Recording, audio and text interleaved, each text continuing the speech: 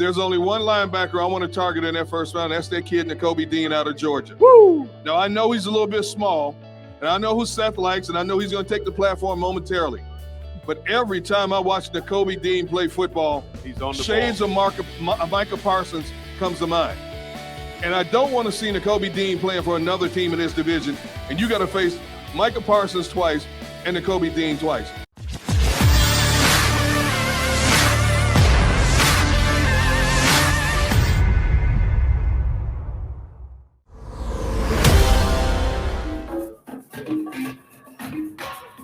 You are looking live at a raucous, rollicking, riled up, die-hard, pumped up Eagles crowd, Top Golf Swing Suite, Ocean Casino Resort, and you know what time it is. You know what day it is. Eagles 2022 draft, a draft that could change the face of this organization on a night that is huge. Yes, welcome in, everybody.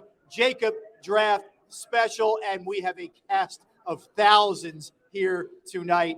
I am Rob Ellis, along with Mike Quick, Seth Joyner, Derek Gunn. Devin Caney will be joining us a little bit later. Guys, I don't think I'm overstating anything when I talk about the import of this draft. You got to pick at 15 and 18 in a season that could go a lot of different ways if you get this right or wrong. Mike Quick, your thoughts? Well, there's a lot of capital, as you said, in this draft. And, we've seen drafts go wrong. We've seen them go right. And, I just look back as quickly as you look at the parity in the National Football League now, and it only takes a couple of players to change the fortune of a team.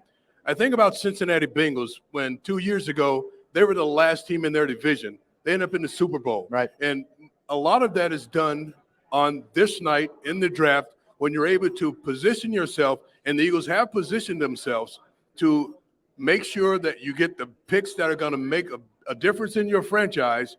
They're there. Now they just have to do a good enough job in selecting the right people to move this franchise forward. Yeah, and Seth, we know that Howie Roseman, one of his trademarks is he's very aggressive. And you're sitting there, we've already seen a move made where they traded one of the first-round picks, but they still have 15 and 18.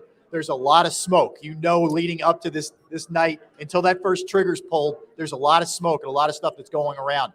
What's your sense? Will they be aggressive? Will they trade up, back? How will this work? I think Howie's always going to be aggressive. I think he'll sit there, and once the team gets to about the 5th or 6th pick, they will begin to start evaluating what's left on the board and determining, okay, which one of these levers are we going to pull to be able to pull off a trade of draft picks, a trade to be able to move down and get a guy. See, nobody knows who's going to pick who in the NFL. That's the beauty of a night like tonight. Right. Even the guys, the young kids don't even know. I don't think the organizations really know. The Eagles are in a unique position because they've got to watch the board and see how the board runs. If you get a run on tackles, offensive tackles, you get a run on some edge rushers, you get a run on some wide receivers, now all of a sudden that opens up a lot of areas for the Eagles. And then you have to consider, okay, what player are they looking at? If he's going to make a move, if he's going to move down to be able to get a player, what player is that? And is that player in one of those top 3 categories? Do they miss their guy because, by a pick or two, and then they got to kind of reevaluate on the fly? It's just going to be interesting to watch and see what Howie does tonight. No doubt. Derek, you always have your ear very close to the ground when it comes to the Eagles, and you're looking at a team that needs help in a lot of spots. Edge rusher, as Seth mentioned, perhaps interior defensive line, maybe linebacker, God forbid, in the first round. Yep. Maybe wide receiver. Some guy right here knows a little something about that position. There's a lot of different ways that they could go with this. What's your sense? To take a little bit of what they were both saying, and from what I know about Howie, I wouldn't be surprised if he already has a couple of deals in place to try to move up in the draft right now. But the trigger won't be pulled on those deals until we see how the board falls. The Eagles, like every other team, have to find out what is the value to them in this particular draft. When you draft in the top 15 of a draft, you have multitudes of needs usually, especially in the top 10. This is an Eagles team that has a lot of needs on both sides of the football.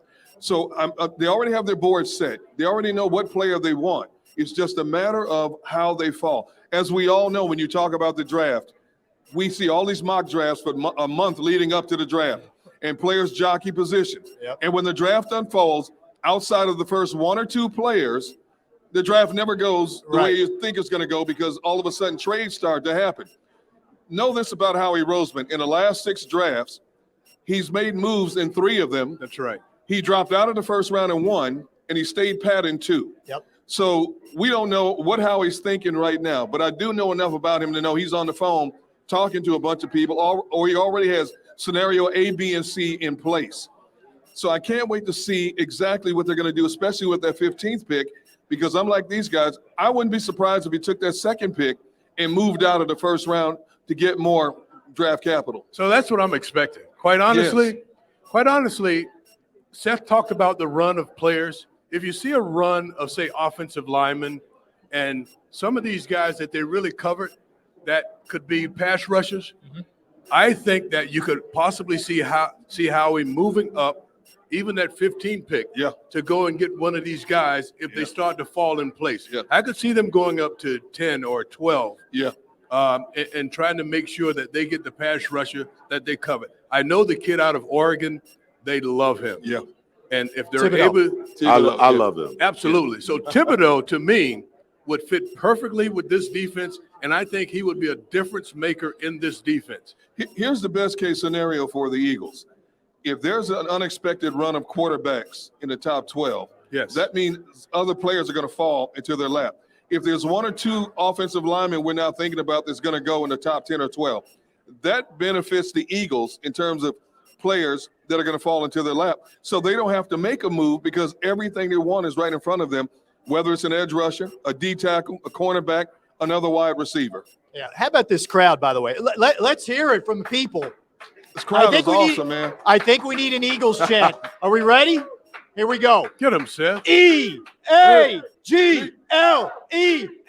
Eagles. Yeah, we got a great crowd here, guys, at Topgolf Ocean Casino Resort. We were here a little bit earlier, Derek and I. This place is filled out in a big way. Mike's going to work on his golf game at some point.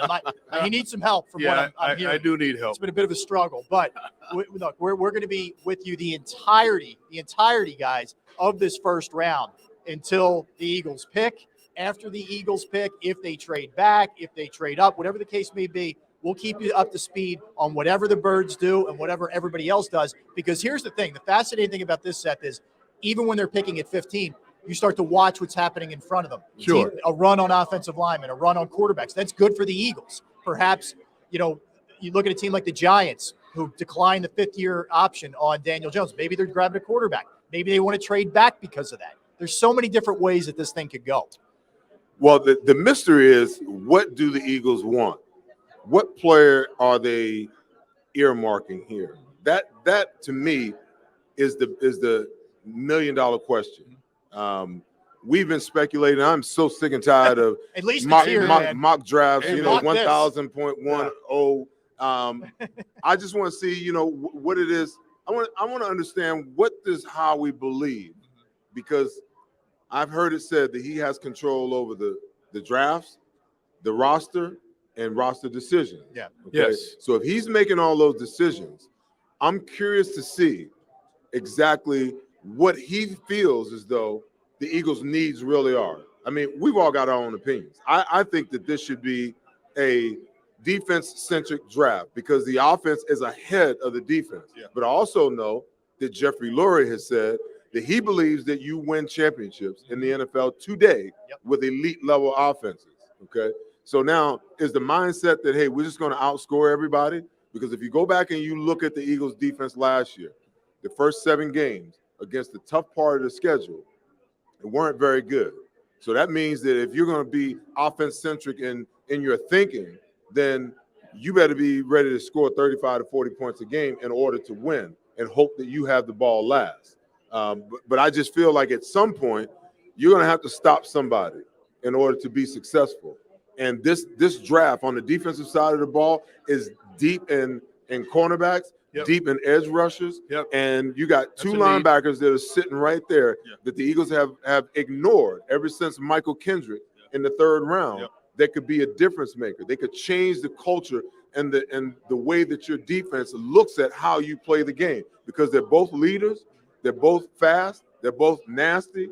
And all you got to do is look at Dallas to see how much number 11 change the culture of that right. defense in one season down there. Now, Right. I'm not saying that either one of those guys is Michael Parsons. Right. But you need that type of attitude on the defensive side of the ball in order to be successful. And I don't see that at any position for the Eagles right now. IQ as an offensive guy, you hear what Seth had to say. Makes a lot of Well, sense. yeah. However, I can just see the smirk on your face. It makes sense because he's a defensive guy. He thinks defense. I knew it. I knew you were going to go there. But I must agree with him though. So when you go Man, back, that really hurts, doesn't it? when That you pains go back and look at this team's, so I do the review of what they did from past seasons, and on defense, they were the worst in the league in allowing quarterbacks to hold the football. So if the quarterback has time to hold the football, to look around, survey the field, he's going to find open targets. Yep. Guys in this league are too talented. The athletes are too good. And if you're not affecting the quarterback, it's a passing league. And if you allow the quarterback to stand there and throw the football, he's going to find targets. This team was 31st in allowing quarterbacks time to throw the football. You're not going to be successful that way. And as I said, players in this league, especially wide receivers, they're so talented, it's sick. Yeah. And you can't hold them but for so long. Not even this kid, what does this kid call himself? That's coming out, supposed to be the best corner. Sauce. Sauce Gardner That was out your of nickname in Cincinnati. high school. Yeah. And he is a beast. I think he may be I don't think he gave up a touchdown No, he In did. 3 years. in 3 years. Yeah. How do you play this game and not give up a touchdown in 3 years? He was the 1,063rd ranked high school player coming out from Michigan, didn't get offers in state, went to Ridiculous. Cincinnati and just shut everybody down. And he says, when you refer to me as sauce, it's not barbecue sauce because I don't get burned. All right. So that's I love that. and we need Derek to wear that kind of ice that he wears. He wears a sauce necklace. And you want Swag. you want defensive guys with that Yes. swag, with that attitude, with that mindset that I'm the best dude on this field. Yeah. D, my thing, when I look at the Eagles and I look at that defense, Yeah. I think the two players that they miss most on the defensive side of the ball is the mindset of Chris Long Yeah. and Malcolm Jenkins. Yes. Ever since those two guys walked out of that locker room, Yes. I haven't seen the leadership, and I really haven't seen, Nick always talks about the dog mentality, but I don't see it on the defensive side of the ball as of yet. I agree. But those guys brought that, okay? When I look at the Eagles, they have a certain type of player that they like to draft. They want the clean, wholesome guy that doesn't have a checkered past. And there's nothing wrong with that because you have an image to uphold. But at the other end of the spectrum, on the defensive side of the ball, you need some dogs. You need a couple of guys that's like right on the edge. A couple of those guys, that just, you might have to give him a chaperone when he leaves the complex every once in a while. You understand what I'm saying? But you need guys like that on the defensive side of the ball. Yes. And I think the Eagles would serve themselves well to look at guys. See, when I look at other defenses, man, I see grown men Yes. to begin with. Yes. Okay? Not guys that need to be developed, but I'm talking about grown men, 6'5", 280 pounds, 290 pounds, hands twice the size of mine, thighs 3 times as big as mine, and you just know that they are just grown men. Yeah. But also they got that killer instinct in them.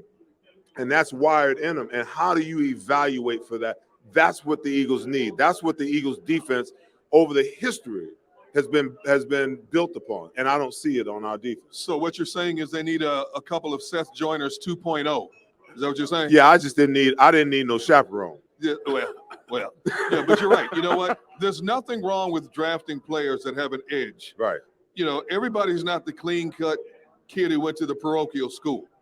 And for the most part, you don't want that. You want some guys in that locker room who are not afraid to get in people's faces when things are going wrong. I mean, Right. You had that back in the early 2000s with a guy named Brian Dawkins. Mm-hmm. You had that in 2017 with a collection of people, Yep. Chris Long and Malcolm Jenkins. Yep. You have a bunch of nice guys playing at a pedestrian level with nobody to check each other, basically. The thing that used to bother me most about their recent defenses was you'd have a bunch of guys who would say, well, I'm a leader. I like to lead by example. Well, obviously, example's not getting it done. See, sometimes you got to get in people's faces. Yep. You know, nice guys finish last, especially in football. When you talk about defenses today with that edge mentality, look at the Ravens defense. Look at the Rams defense. Look at the way the Rams played in that Super Bowl. Those are the type of defensive players you want.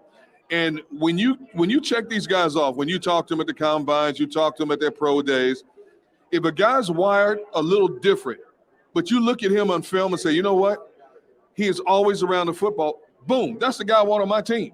I want somebody who's a little different. I don't want a bunch of same guys on the team. So who are we talking about then in this particular draft? I'm glad you said that. Good setup, Mike. Because this is going to set up the perfect argument because I know who he likes. Now, this is a team that has neglected the linebacking position since what, 1979? 1979, Jerry Robinson out of UCLA was the last linebacker they drafted in the first round. Rob Ellis has heard me say this on the record. I will say this in front of Seth because I know who he likes.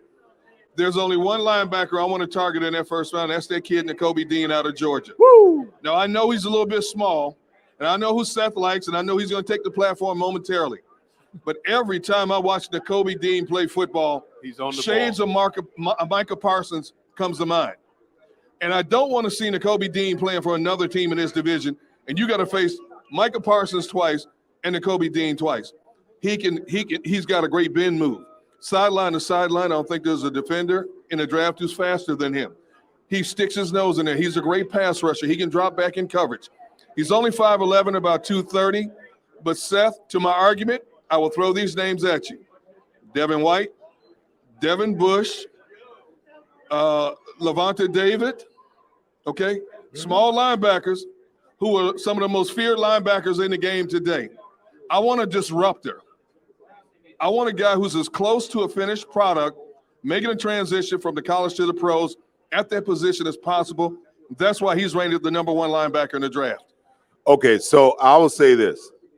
As the college season wound down, I'm watching Nakobe Dean, and I'm like, I like that kid. Okay. And then I see another kid, and I like that. I really like that kid. Yeah. And then once the playoffs start, I'm like, man, that kid would look real good in midnight green. Yeah. Okay. And in the championship game, you could see the leadership when he chewed the other linebackers behind because he almost knocked him off the tackle. He's like, come on, man, get it together. Don't be making false steps and knocking me off the tackle. You know, so you have to have guys that are like that. And then we roll into the offseason, D-Gun. Yeah. And I learned about one Devin Lloyd. There you go. And I started watching film on this kid, okay? And dude can run. Dude gets there to the point of attack with an attitude. He can rush the passer. When was the last time we had a linebacker that plays off the ball that you can employ in your blitz package? We don't have that. No. Now, I'm not saying that they're 1A and 1B. It's all subjective. Sure. However it is that you want to look at them. Sure. But when I look at Lloyd, I see a lot of versatility. Yeah. My only knock on Nakobe Dean is they were primarily a zone team. Yep. In Georgia. Okay. What's going to happen when you put him in the mix? If I'm an offensive coordinator, and you're going to play him 3 downs, and I realize that he's a coverage liability, and my quarterback pre-snap reads man coverage, I'm game planning that. Yeah. My quarterback's going to know right now, okay, let's clear out one-on-one with the back on the backside with Nakobe Dean, and let's see what happens. They can't get that with Devin Lloyd because Devin Lloyd can lock up tight ends. He can lock up backs. And dare I say, as fast as he is, you might be able to get him with a wide receiver close to the line of scrimmage where he can actually get his hands on that he might be able to run. All right, guys, we get 2 picks off the board just to update everybody. Jumps in. Let's do this. Trayvon Walker goes first overall. Wow. Jacksonville Jaguars. Wow. Doug Peterson getting an edge rusher, 6'5", 272 Wow. out of Georgia. You're going to see a run on Georgia players, so just get yourself ready, all right? He went first overall. Then Aiden Hutchinson, another edge. Whoa. Yes. Goes to the Detroit Lions. 6'7", 260. guy who led the NCAA in sacks. So there is certainly a rush on the edge rushers so far. Any surprises in those two picks? I'm surprised because you have a guy like Aiden Hutchinson who just blew up this year. The thought is, okay, and the kid out of Florida State, Jermaine Johnson. and Trayvon Walker. Mm-hmm. There's been a systematic growth there. And you could say, well, okay, Aiden Hutchinson, he played okay, but then he just blew up this year. What I want to know is how in the world does Trayvon Walker make the leap that he makes to #1 overall? Because the only thing that justifies it in my mind is that, you know what? Projection. He had a hell of a combine and he had a hell of a pro day. And the problem with that is that, you know what? These kids know how to game the system. Exactly. They know how to go and get with the elite trainers and jump high and jump far and run fast. You know, are teams really falling asleep on that? Because for me, the big thing for me is what I look at on film. What are you showing me on film? And no doubt he's a hell of a player. Yep. And he's a specimen.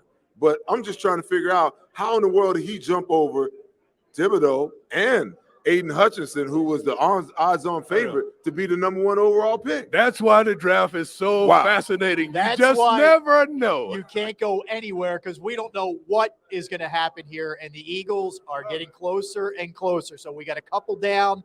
We're getting close to the Eagles at 15 and 18. Derek Gunn, Seth Joyner, Mike Quick. I'm Rob Ellis. This is the JAKIB Draft Special. This is unbelievable. What a crowd we have here. Ocean Casino Resort, Top Swing Golf. Coming back, we'll continue with the analysis, what the Eagles may do, who's been picked, who hasn't. Devin